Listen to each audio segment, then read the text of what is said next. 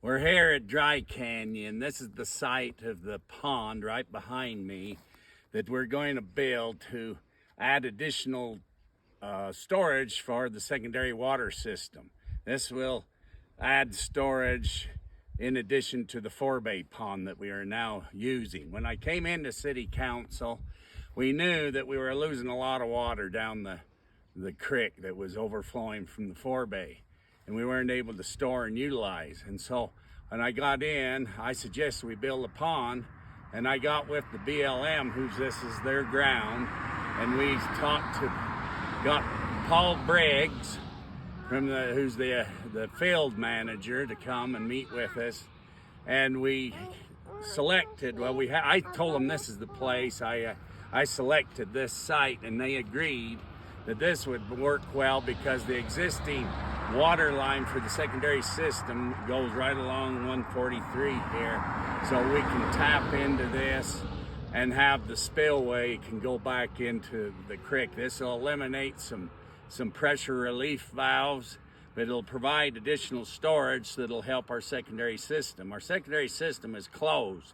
We have overextended, overallocated it. It was engineered for 800 plus hookups, and we hooked up about 1,100 plus hookups to the system. So we've overallocated this system. So there is no more additional system, but this will help the existing users and those that have water on their lots or their properties right now have the water that they need when they need it and have more reliable source. Thank you. Site here at Dry Canyon, I just wanted to note that this area belongs to BLM, but UDOT has the mining permit here, so we're going to have to work with UDOT in cooperation. They will still be maintaining their flood channel for flood and storm drainage control, but we will work with them because they have Parowan has obtained a permit to build this pond here, but we'll build the pond, but UDOT will continue to be doing their flood control and cleaning this area and keeping the drainage open. You see the forebay pond in the background, that's spelled F-O-R-E, not F-O-U-R.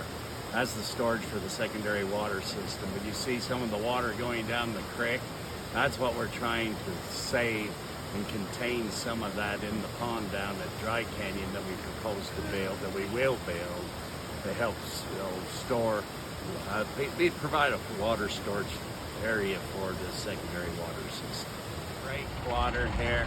This is where Parowan's high water and flood water is diverted, goes down the flood channel. But what we're concerned about, and my passion is the underground water recharge program. There was those that expressed some statistics about our water, but they really don't understand our water rights.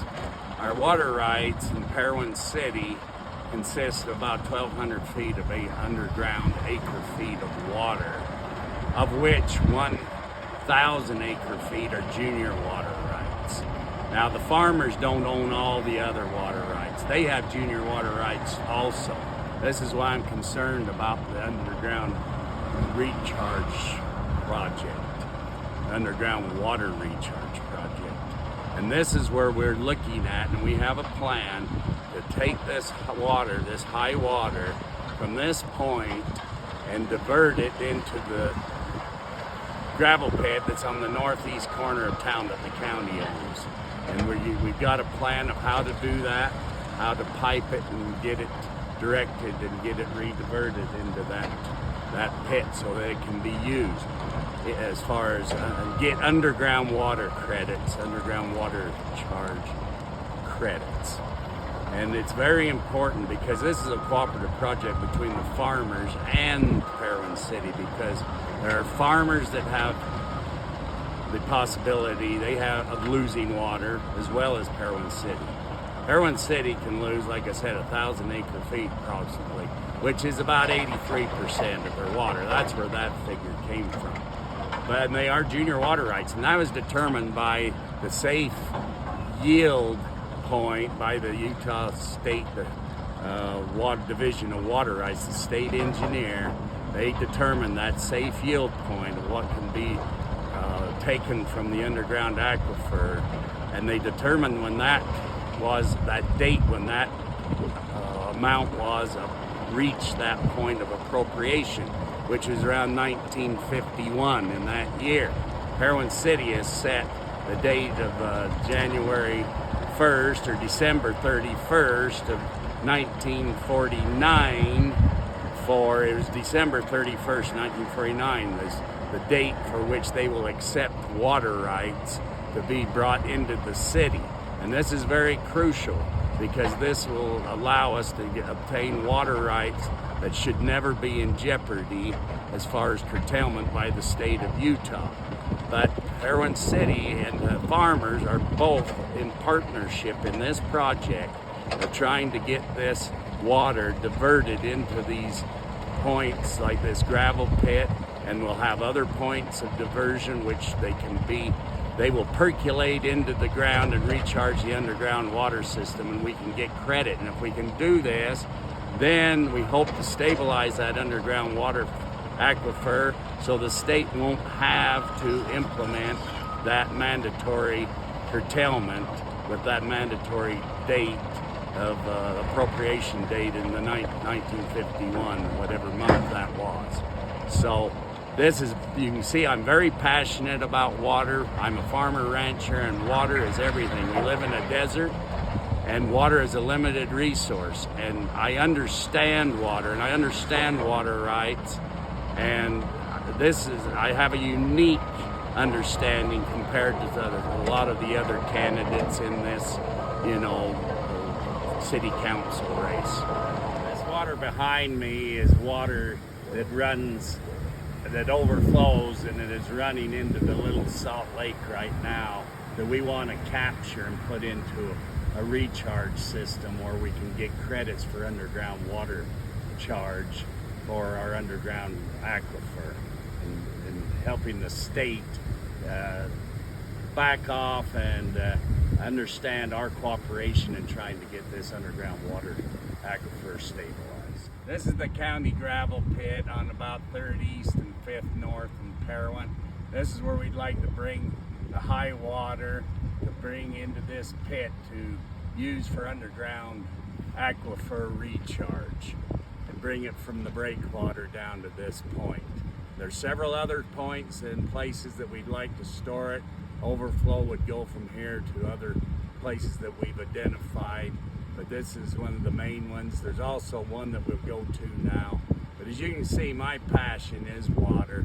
I have a firm understanding of water rights, especially underground water rights, but even surface water rights. I have a keen understanding of all those, anything to do with water, because we live in a desert and it is a limited resource. This retention pond was constructed by the county earlier this year, and begun last year actually, but it's to be used to catch the stormwater out of the Gurr subdivision, the Iron County Fairgrounds, anything kind of east of 300 east and north of 200 north. But this pond could be used and incorporated into the water recharge system that we talked about earlier. We're putting it into the county pond down on 5th, county gravel pit on 5th North and 300 East, and bringing it from the breakwater here. So this could be used very well because it percolates very well, and so this can also be used in part of that process and in that underground recharge project. This retention pond's located on 200 North, about 500 East. We're back at the breakwater. I just wanted to show you the work that's being done here to maintain the breakwater. This is for flood control, to clean out all the gravel and sediment that comes down the canyon and deposits here. This has to be cleaned out and maintained to prevent any flooding that could occur in the city of Parowan. And I'm really grateful and impressed to see the work that's being done here right now. This is what, the 23rd or 4th of August, and to see this being done this soon after the event this spring. So it's good to see this work being done here. This is part of the flood control